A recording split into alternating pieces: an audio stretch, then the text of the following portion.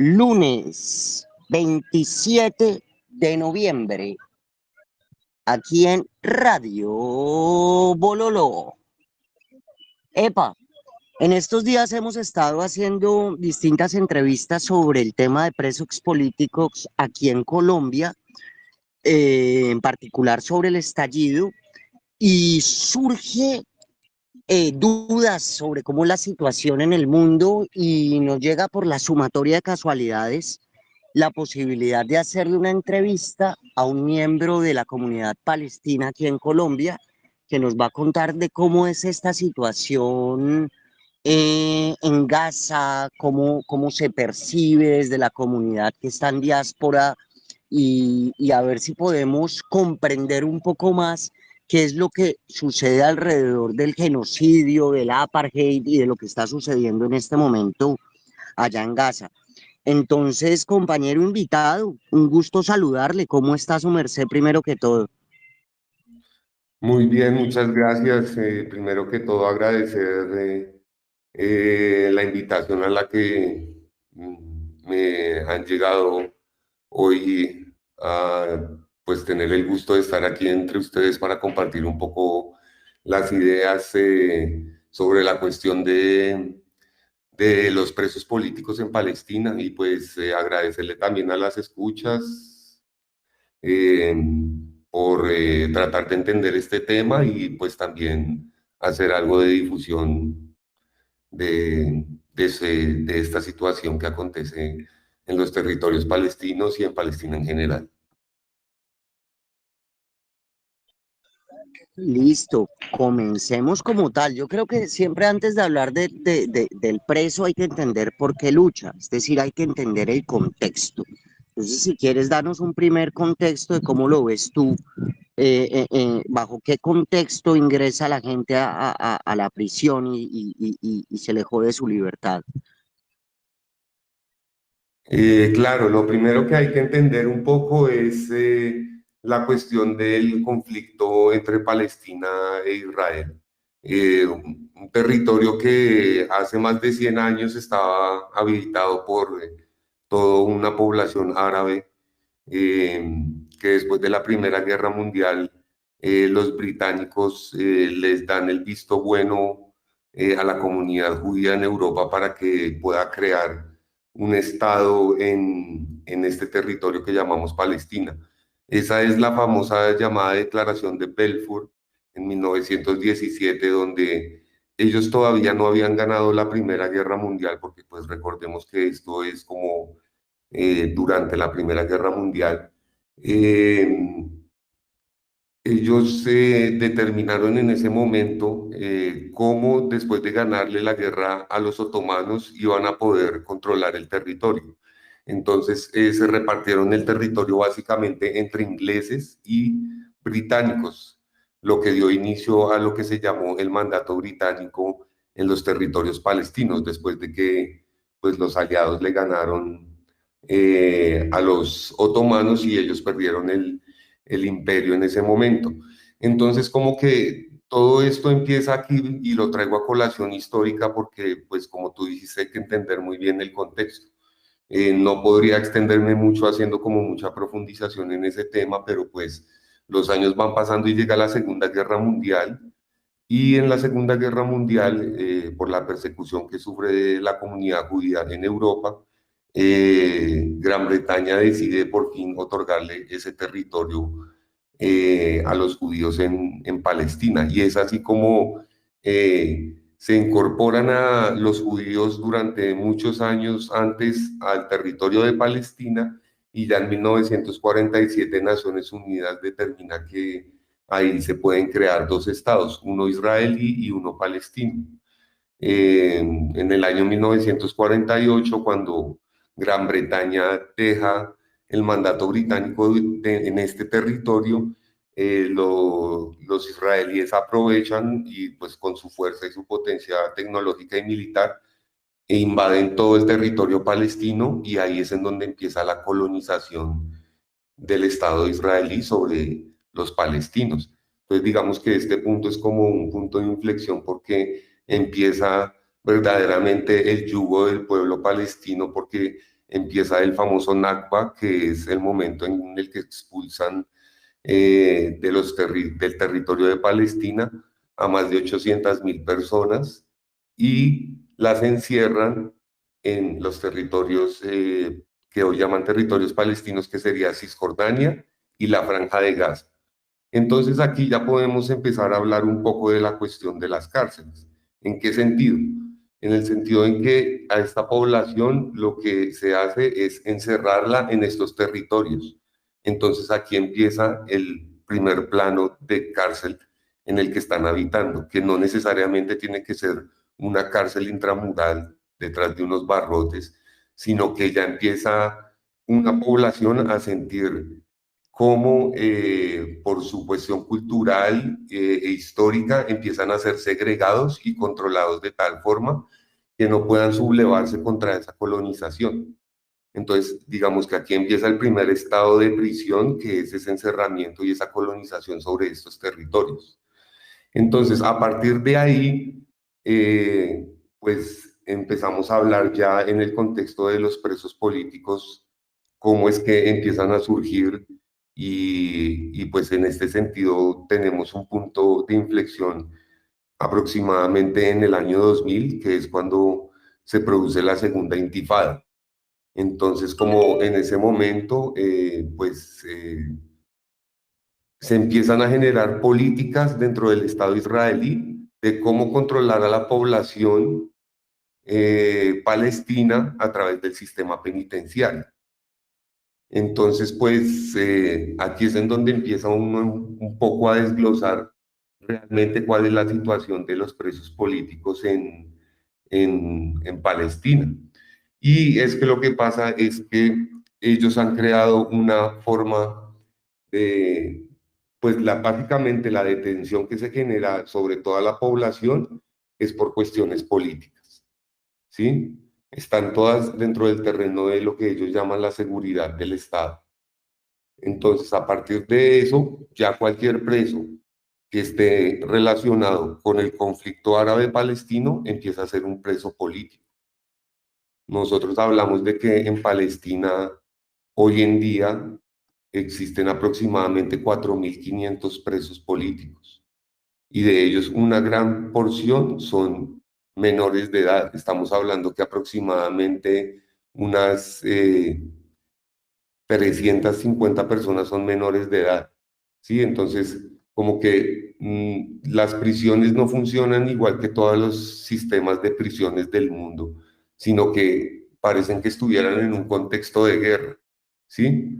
Entonces, si uno se pone a ver también el derecho internacional humanitario, pues ellos violan todo, el Estado de Israel viola sistemáticamente los derechos de los palestinos y más los derechos de los que están recluidos. ¿Por qué? Pues porque también hay una forma de segregación y apartheid dentro de las cárceles. Sí, hay cárceles que están especializadas solo para el tipo de población de palestinos, que están separados de la población israelí. Y allí, pues, se ejercen innumerables violaciones a los derechos humanos, desde la tortura psicológica y física hasta el mismo castigo colectivo que se ejerce sobre sus familias a no permitirles la visita. Entonces, pues nos damos cuenta que ellos han generado básicamente todo un sistema de políticas para poder reforzar la idea de apartheid y poder acallar las voces políticas que protestan contra la colonia que ha ejercido Israel sobre los palestinos. Y pues ahí sí me gustaría hacer pues énfasis en dos tipos de políticas que generan el Estado israelí contra los palestinos en el sistema penitenciario. Y pues el primero de ellos es la famosa detención administrativa. Y es cuando una persona es detenida sin juicio, sin haber cometido un delito, básicamente con el argumento de que él planea violar la ley en el futuro. Parece un poco a la película de Tom Cruise de Sentencia Previa, ¿sí? Entonces todo es por la cuestión de la seguridad del territorio. Perdón interrumpirte, sí, la pena preventiva. Digamos que es lo más nauseabundo del enemigo interno y del derecho penal a nivel internacional. Y allá voy hacia una pregunta un poquito para que sigas desarrollando el tema. ¿Se da, tienden a hacerla por alguna relación con organizaciones, con alguna relación por la lucha o prima el hecho de ser palestino? ¿Por ser palestino puedes caer ahí en prisión preventiva o como se llame? Sí, el nombre técnico es detención administrativa y si quieres, ahorita en un momento podemos ahondar en cómo funciona esa detención administrativa. Pero sí, básicamente que tú no tienes que pertenecer a un partido político o estar militando en algún grupo político para que seas perseguido. Claro, entendemos que hay eh, grupos políticos, por ejemplo, el de Hamas, que es más perseguido que, por ejemplo, el de Fatah, que es quienes ahora gobiernan en Cisjordania y son la autoridad palestina. ¿Sí? Que es el gobierno de Mahmoud Abbas. Sin embargo, eh, ellos, ese partido político, que es el que controla Cisjordania, de una u otra manera ha servido de lacayo al Estado israelí, en el sentido de que inclusive Israel le exige a la autoridad palestina de que persiga personas para ponerlas presas.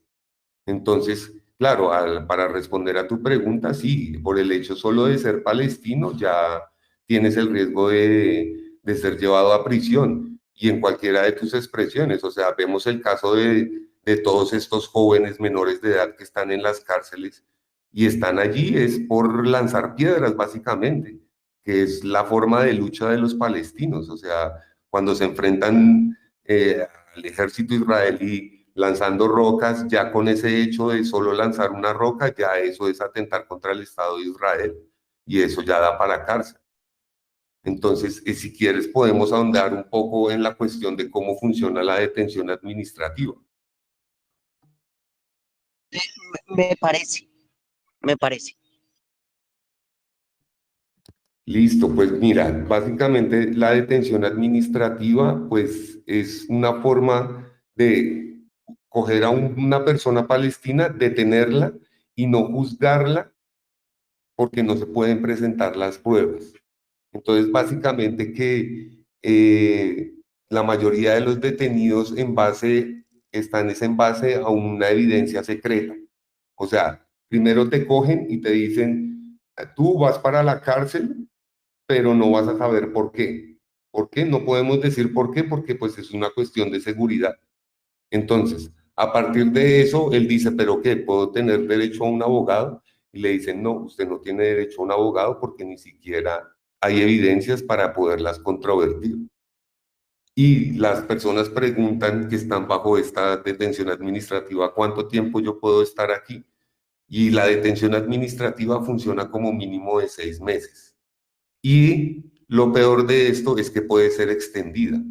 O sea, estamos hablando de que hay personas que llevan más de 2 años en detención administrativa y no se les ha hecho un juicio, no se han presentado pruebas contra él, pero pues las alargan con la intención de seguir manteniendo al preso sin una razón dentro de las cárceles, con la excusa de que son cuestiones de seguridad nacional.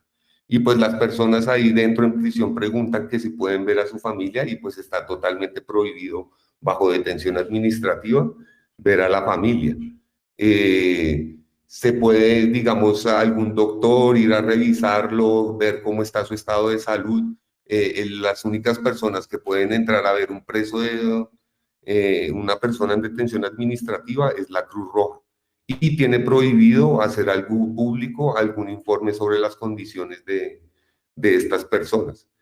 Y pues es una cuestión totalmente inhumana en el sentido de que no reconoce a las personas ni los derechos que pueda tener en ese sentido.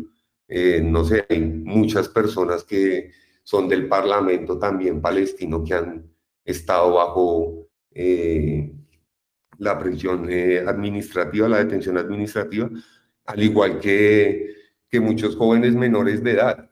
O sea, actualmente se encuentran por lo menos 350 personas que son menores de edad dentro de las cárceles de Israel.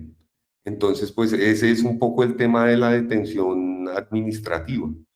Reprimen colectivamente también a la familia al no permitir saber su estado ni poder comunicarse con él. Las familias están cada 6 meses pendientes de si los van a soltar o no los van a soltar. No tienen derecho a un abogado, entonces pues, y ellos lo hacen todo como aparentando una legalidad ante los ojos del mundo, ¿no? Ante el derecho internacional humanitario. Pero pues es evidente que no tiene ningún sentido esta política, que es una política básicamente de segregación y control sobre los individuos palestinos, que ha llevado, es una de las formas y expresiones del apartheid, el mantener a los palestinos presos. A mí me... Claro. Y ahí, como para hacer la conversación, hago una analogía también, como un desarrollo, me atrevo a decir una cosa preguntándote también de cómo pasa allá. Aquí en Colombia y en general vemos con el tema de la prisión que el círculo de allegados es profundamente afectado, el de la familia. Y también la gente que es capaz de elevar una voz también siente como si la sombra estuviera cada vez más cerca. Es decir, se impone desde la prisión como también otro silencio, otra amenaza para toda la población. Así yo lo siento en Colombia, aunque a la gente se le olvide. Claro, el sistema penitenciario a nivel mundial y pues también en Colombia, pues es un sistema de represión y de violencia contra ciertas personas de la sociedad. Y nosotros vemos que pues las personas que están siendo más marginalizadas son las que terminan dentro de la prisión. Ahora, esa idea de que la prisión es una forma de resocialización es una mentira. ¿Por qué? Porque nosotros vemos que cada vez las personas que entran a prisión, la prisión es un caldo de cultivo. Las personas terminan siendo más violentas porque se llenan de rencor y es un ciclo que aumenta y justifica el tener prisiones en el mundo. De una u otra manera, el sistema de prisiones tiene que ser abolido porque es un sistema de violencia por parte del Estado contra la población que quiere controlar, básicamente. Hay que exigir el fin de las cárceles, claro.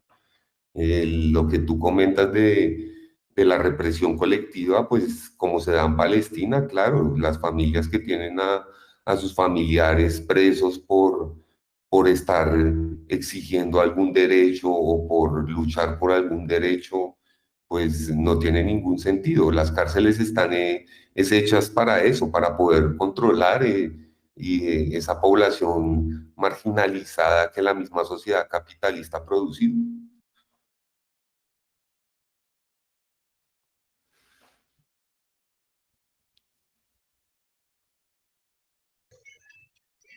Bien, tú estabas desarrollando que hay dos formas, ¿no? Grandes sobre el tema de la prisión. Esa era una de las dos que nos querías comentar. Así arrancó este tema. Sí, claro, la otra es la ley, se llama la ley del combatiente ilegal.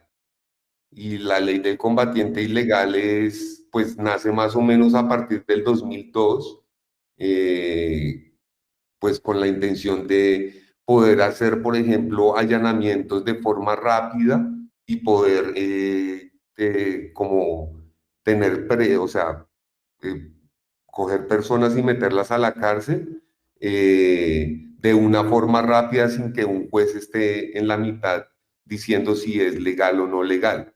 Entonces, ¿qué es lo que pasa la mayoría de veces, por ejemplo, en Cisjordania, cuando, cuando el ejército israelí hace como se mete un pueblo a básicamente a reprimir como a la gente, entonces ellos pues tienen el derecho de coger a cualquier persona que esté involucrada en motines y meterlas a la cárcel sin que haya un juez de por medio. Digamos que se define a un combatiente ilegal como una persona que no tiene derecho al estatuto como de prisionero de guerra y pues que pertenece a una fuerza que lleva a cabo hostilidades contra el Estado de Israel. Entonces, claro, con esa excusa, cualquier militar puede ordenar el internamiento de una persona sin juicio y por un periodo ilimitado de tiempo. Entonces, pues es una de las formas también y la otra de las prácticas de control sobre la población palestina. Y pues esto lo que demuestra es que las personas en las cárceles también pues tienen sus formas de protesta y sus formas de exigir esa violación de esos derechos, ¿sí? Y pues básicamente, y la más elemental y básica que utilizan los presos políticos es la huelga de hambre, ¿sí? La huelga de hambre como una lucha también por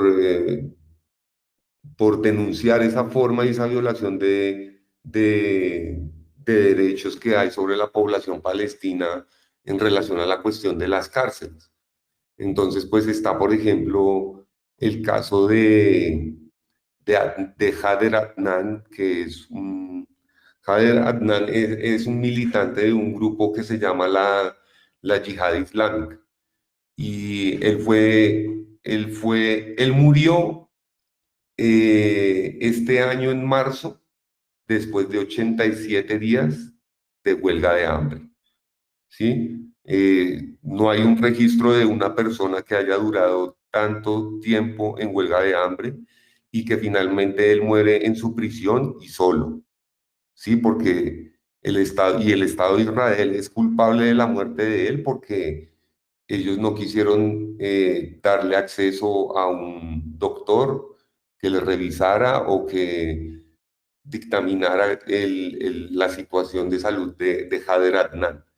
Él había hecho 5 huelgas de hambre con anterioridad y las había hecho en protesta por el uso sistemático y discriminatorio por Israel de la detención administrativa, básicamente por encarcelar a las personas sin cargo ni juicio, y esa era su forma de protesta. Durante aproximadamente 12 años, él fue preso aproximadamente como 5 o 6 veces. Y en esta última, pues él duró 87 días, casi 3 meses en esa huelga de hambre. Y pues la lucha de Hader Adnan representa la lucha de todos los presos políticos por básicamente denunciar esa violación sistemática de los derechos de los palestinos.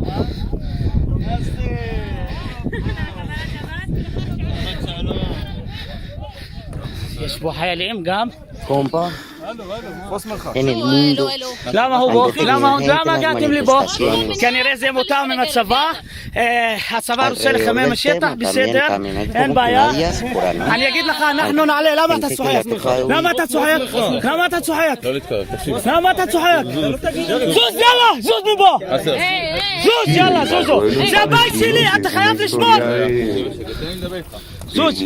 זוז ג'ינג'י, זוז! זוז! בעייתי! אתה לא מקשיב לי? אתה לא מקשיב לי?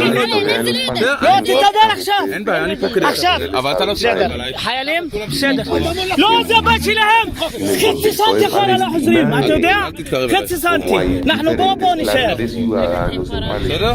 תן לנו לטפל בזה. אתה רוצה... בסדר, אנחנו נעלה לשם גם. בסדר, אתם מגיעים בואו, אנחנו נעלה לשם. בסדר. Y son diferentes a los ciudadanos de los árabes que se llaman árabes israelíes que viven dentro de Israel. כל הבעייתים בו. Y es diferente al grupo de ciudadanos que son en su mayoría inmigrantes que están por fuera del territorio. אתה הגבול Estamos שלך. hablando תראה, אנחנו aproximadamente לא הולכים מפה, לא הולכים. יש איפה? איפה? tiene un estatus איפה? על בית שלנו? Por eso también es una forma de apartheid. Por ejemplo, el- los residentes del Estado de Israel, lo que llamamos árabes del 48, que מה fueron זה עם los בבית árabes que se שלנו? מה quedaron זה? dentro de Israel, שומעים הם בבית ellos, שלנו? por ejemplo, tienen נכנסים derecho al לנו voto, לבית? pero, por ejemplo, los habitantes de Cisjordania, Gaza o Jerusalén no tienen derecho al voto. ¿Sí? Por ejemplo, el estatus de los residentes de Jerusalén es diferente porque ellos no son ciudadanos, sino son residentes, como si tuvieran un permiso por vivir allá. Nosotros hemos visto en los últimos años cómo los colonos han ido sacando a los habitantes de Jerusalén poco a poco de sus casas y las han ido ocupando bajo la aprobación del Estado de Israel, ¿sí? Y volviendo al tema de huir y de la inmigración, pues es el grupo, es uno de los grupos, más de la mitad de los palestinos está por fuera de Palestina. Casi el 80% está en los países árabes y un 20% regado con el resto del mundo, ¿no? Es el caso de los familiares de nosotros que les tocó huir. Nuestra historia también es la misma historia de los colombianos que tienen su territorio y donde llegan y a través de la violencia se les desplaza, se les expulsa y terminan saliendo de sus territorios buscando mejores futuros para ellos y para sus familias. Es la misma historia de los palestinos. Ellos también han inmigrado, han llegado a Latinoamérica, a Norteamérica, a Europa, toda está regada. En todos los países del mundo hay palestinos. Entonces, claro, hemos sufrido la violencia del desplazamiento y es el ejemplo de la familia de uno, que terminaron saliendo de esos territorios por medio de la violencia y que terminaron buscando futuro en otros territorios, lugares en donde se les abrió los brazos, porque no hay que negar que, digamos, acá en Colombia y en general en América Latina, los palestinos han sido bien recibidos.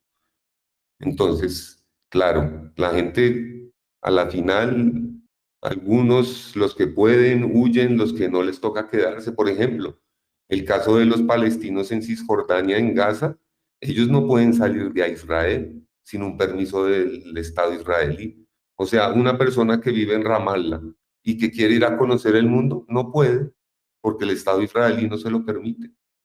Ningún país del mundo le da visa a los palestinos. Entonces es una situación densa la que viven los palestinos. Básicamente por eso vuelvo al principio de la conversación. Ya se vive de hecho en una cárcel, eh, ya se vive de hecho en una cárcel solo estando en el territorio palestino.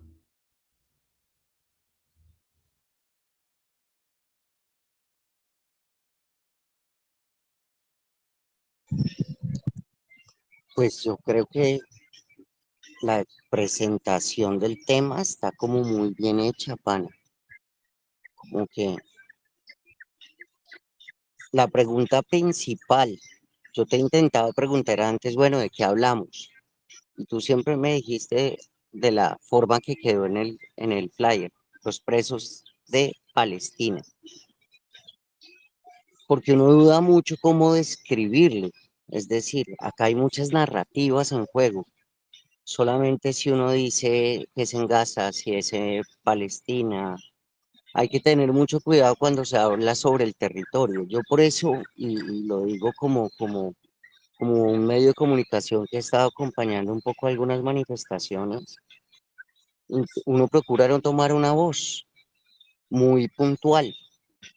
Entonces, de verdad, yo agradezco mucho esta entrevista porque permite que un público como que escuche algo propio. Hay veces la manifestación, que es donde andamos, no permite extender estas voces que terminan siendo como pedagógicas, como sirven mucho para analizar también la situación y por qué se sale a la calle.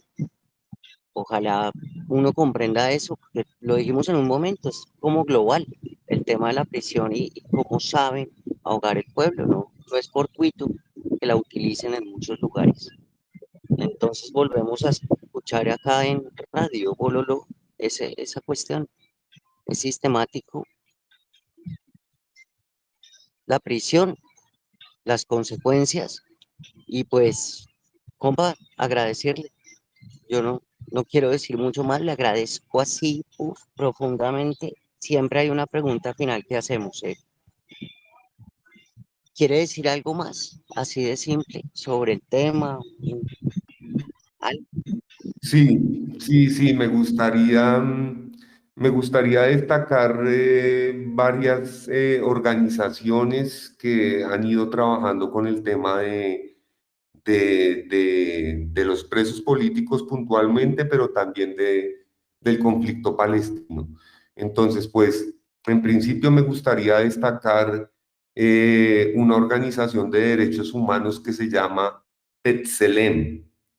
Se escribe Btselem y tienen una página web en donde ellos a partir del año 89, que fue la primera intifada, como organización israelí de judíos, han ido recogiendo la información de la violación sistemática de los derechos humanos en el territorio palestino. Esta página o esta plataforma es básicamente el Centro de Información Israelí para los Derechos Humanos en los territorios ocupados y tienen la mejor base de datos sobre el conflicto en Palestina. Tienen innumerables formas transmedia de dar la información y trabajan mucho con infografías y trabajan mucho con mapas. Yo, por lo general, cuando trabajo con este tema, me gusta trabajar con mapas porque es como la mejor forma de aterrizar esos temas al territorio, viendo el territorio y comprendiendo cómo también el territorio se fragmenta. Entonces, por ejemplo, B'Tselem se las recomiendo mucho para que la revisen. Hay muy buena información. Otra plataforma que quiero que estén como pendientes de ella es una que se llama Samidun. La voy a deletrear Samidun, Samidun.